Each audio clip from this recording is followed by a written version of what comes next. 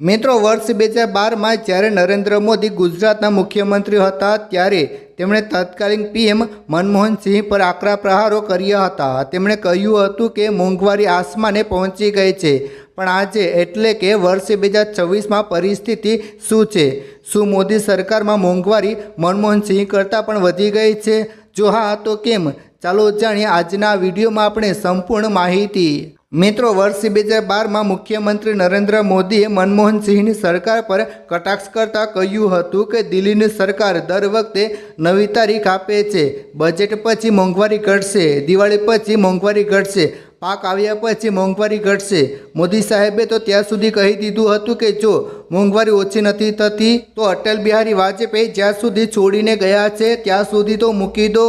પણ આજે જ્યારે પોતાની સરકાર છે ત્યારે જનતાને રાહત આપવાના બદલે વિચિત્ર સલાહો મળી રહી છે। હમણાં જ વડોદરામાં પીએમ મોદીએ સલાહ આપી હતી કે તેલ ઓછું ખાઓ, વાહનો વાપરવાનું ઓછું કરો અને પેટ્રોલ ડીઝલ બચાવવા માટે વર્ક ફ્રોમ હોમ કરો। ત્યારે ચાલો આપણે બંનેની સરકારની સીધી સરખામણી કરીએ। કોની સરકારમાં કેટલો ભાવ હતો? રસોડાની ચીજ વસ્તુઓ, દૂધનો ભાવ। મનમોહન સિંહના સમયમાં દૂધના ભાવો નિયંત્રણમાં હતા, જ્યારે આજે અમૂલ ડેરીએ જ દૂધમાં લીટરે 2 થી 7 રૂપિયાનો વધારો ઝીક્યો છે। શાકભાજી અને દાળ, આજે ટમેટા, ડુંગળી, બટાકા અને દાળના ભાવ આસમાને છે। બજારમાં આવતા જ વસ્તુઓ 3 થી 4 ગણી મોંઘી થઈ જાય છે। ગેસ સિલિન્ડર, હોટલો અને ઘરોમાં વપરાતો ગેસ એટલો બધો મોંઘો થઈ ગયો છે કે બહાર જમવાનું 10% મોંઘું થઈ ગયું છે।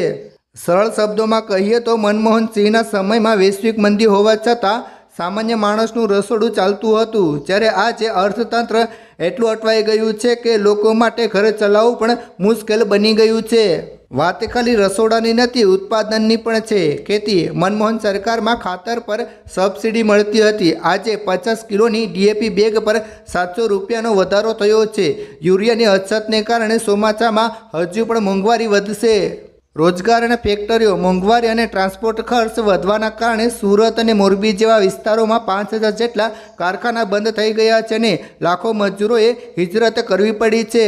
જ્યાં મનમોહન સિંહના સમયમાં આર્થિક ગ્રોથ દેખાતો હતો, ત્યાં આજે જીડીપીમાં 7% હિસ્સો ધરાવતો ગુજરાતનો બિલ્ડિંગ ઉદ્યોગ ભારે કટોકટીમાં છે। નવા બનેલા 25% મકાનો ખાલી પડ્યા છે, કોઈ ખરીદદાર નથી।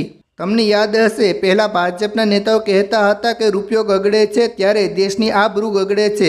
તો સાંભળો, આજે રૂપિયો એટલો નબળો પડ્યો છે કે નિષ્ણાતોના મતે વર્ષના અંત સુધીમાં $1 બરાબર 100 રૂપિયા થઈ જશે। સાથે સોનાની વાત કરીએ તો વર્ષ 2024ની સરખામણીએ સોનાના ભાવમાં 40%થી લઈને 114% સુધીનો તોતિંગ વધારો થયો છે।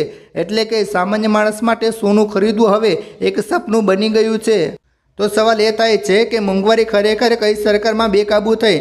મનમોહન સિંહના સરકારમાં કે પછી આજના સમયમાં? મિત્રો, તમારો અભિપ્રાય નીચે કમેન્ટ કરીને જરૂર જણાવજો અને જેમ બને તેમ આ વિડીયો શેર કરો, લોકોને દેખાડો, જેથી કરીને બધાને જાણ થાય। ધન્યવાદ।